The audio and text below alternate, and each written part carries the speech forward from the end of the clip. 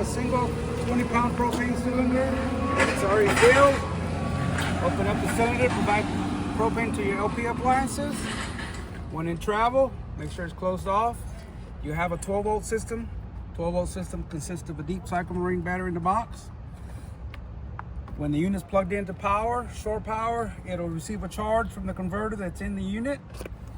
You also have a battery disconnect. Sole purpose of that, if it's not going to be in use, you cut it off. When in use, make sure it's engaged. Okay. Batteries is a deep cycle, maintenance free. Stabilizers, sole purpose of those stabilizers is to help stabilize the unit once it's leveled. These are not levelers, don't over torque them. They're just to help stabilize the unit. Basically, you know you're there when the pad makes contact with the ground, a little bit of load on them, and that's it. Okay. Cable hookup, it's labeled there. The other thing you've got up here is going to be your wastewater. You've got 2 wastewater holding tanks underneath the unit. One of them's going to capture the wastewater from the toilet, which is referred to as black water. The other one's going to capture wastewater from the kitchen sink, vanity sinks, and showers, referred to as gray water. Gray water dump valve, black water gate valve. Always make sure those gate valves are closed. The only time you're going to open them is to empty the waste out of the tanks once they've reached 2/3 full or full.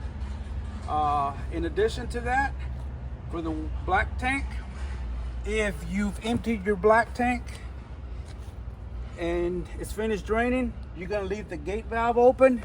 You're going to get your garden hose and you're going to hook up to the black tank flush. Black tank flush is located on this side and it's labeled.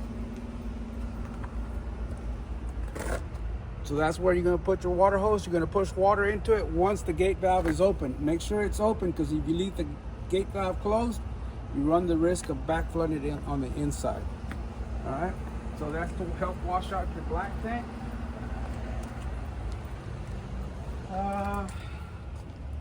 Power cord. This is where you're going to hook up to a 50 amp service. If you are going to cycle 3 air conditioners, which this one has, make sure you're on a 50 amp service. You can hook up to a smaller 30 amp site through an adapter. If you do that, only cycle 1 air conditioner. All right? City water hookup. That's where you're going to hook up your city water supply to give you continuous water pressure. And don't forget to use your water pressure regulator at the water source, then your hose. Obviously your spare tire. Furnace. You got your air intake and exhaust for your gas furnace for use when in wintertime. This runs off a 12-volt system plus your propane. They do make aftermarket screens that clip on to help keep mud daubers and birds from nesting in there. Okay. Next, we come up to your water heater. Your water heater is an on-demand water heater. To operate, it requires 12 volt plus the propane. You do have one switch here. This is going to be your main switch. Then you have your thermostat switch on the inside. So the way the on-demand water heater works is as soon as you open up the hot side faucet, there's water flowing. This thing will kick on automatically, provide that hot water. Wintertime, if it starts getting below freezing temps, down to about 30, it gets down to 38, 35 degrees, this will kick on its own to protect itself from freeze damage. It's just going to kick on for a little burst to provide that heat, keep it from freezing over. So it's got to have propane, it's got to have 12 volt during that time to protect itself. Okay. Holding tank water. This is basically if you're going to be dry camping, you're going to be traveling, you want to carry water with you. Clean water goes in here, goes into a holding tank. You want to get rid of that water. You got a gate valve underneath. That white gate valve pulls to empty that water. You add it up here if it's no longer needed. Fill, drain. This is just a 110 receptacle, GFI.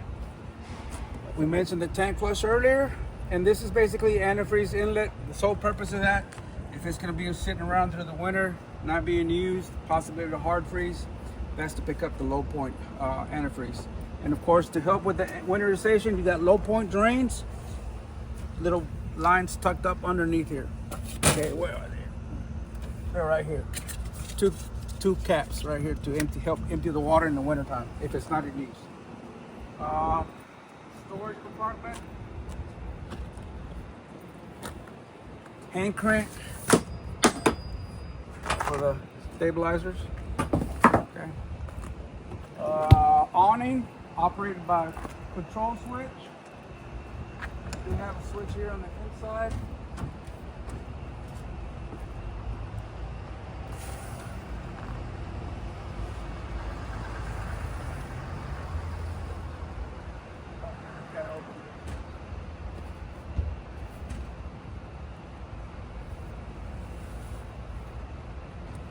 We're leaning that way.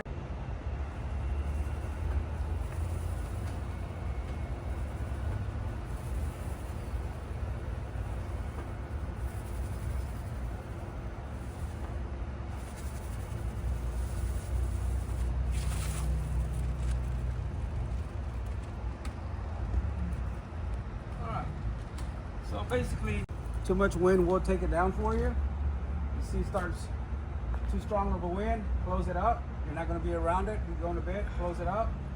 If it's a lot of rain coming down, this thing can hold enough water that it can collapse under the weight of the water. So if it's a lot of rain, might as well close it up. All right. See? Monitor panel, control panel, awning to extend and retract. You got the slide room in, extend.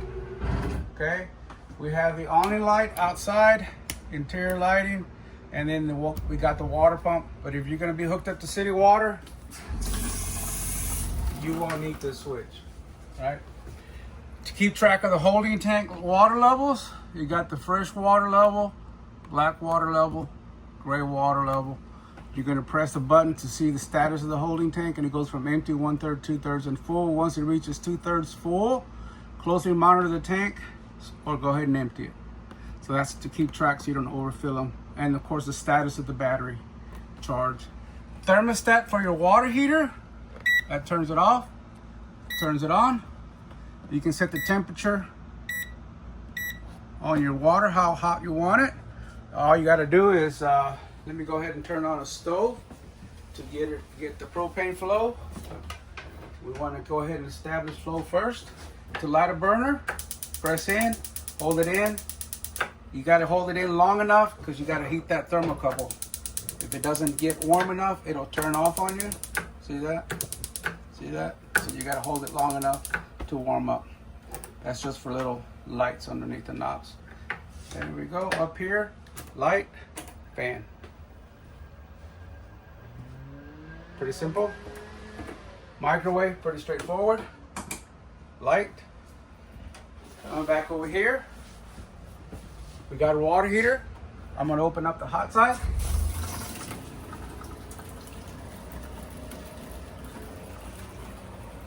We're running out of water. We don't have enough water. Yeah, we ran out of water. Yeah. Smoke alarm. Test button to test your battery, make sure it works. Brand new smoke alarm.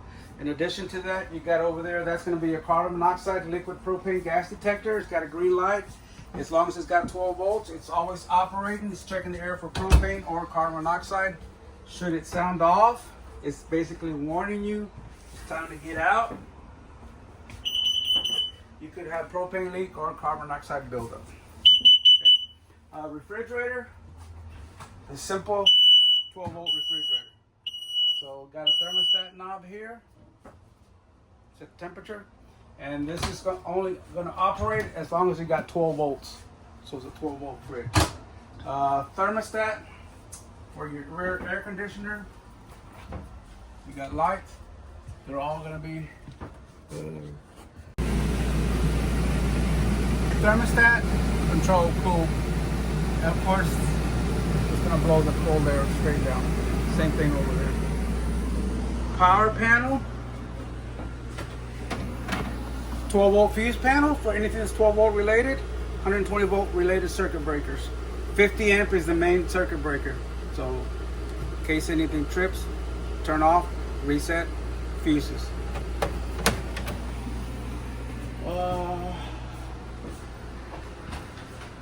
Bathroom, GFCI. Don't have any power outside about the kitchen, reset. Toilet, always got to add water to the bowl first before using it. Slightly step on the foot pedal, allows water into the bowl. You want enough water to build up so nothing sticks to the bowl. Once you're ready to flush, then you step on it all the way, opens the trap and flushes. The tank is empty, so before you start using it, you want to cycle at least 2 to 3 gallons of water into the tank from here. Basically, you want that tank wet, and then you drop in your enzymes, whether the pod form or the liquid form. Those enzymes is to help break down the waste, and also the tissue paper if it goes in here. Tissue paper, you want that special RV paper because you want it to break down and wash out. All right, once the level reaches 2/3, empty the waste, back flush it, start over again. Okay. That's that. And up here towards the front, basically storage, emergency exit window. You can prop it open. When it's nice and cool, let it breeze in here. Okay. And of course you got the thermostat controls for the AC. Same thing out here. Controls for the AC. If you want gas heat for the winter time, your furnace, it's going to be your furnace control. That's to provide heat in the winter time. As far as owner's manuals, water pressure regulator, and keys.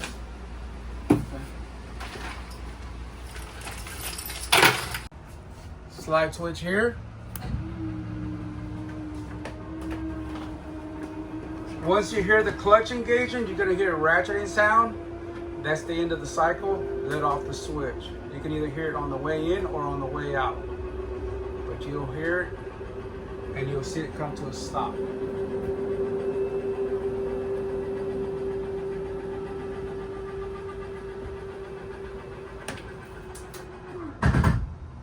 There you go, just like that. Water pump, thermostat, turn it off.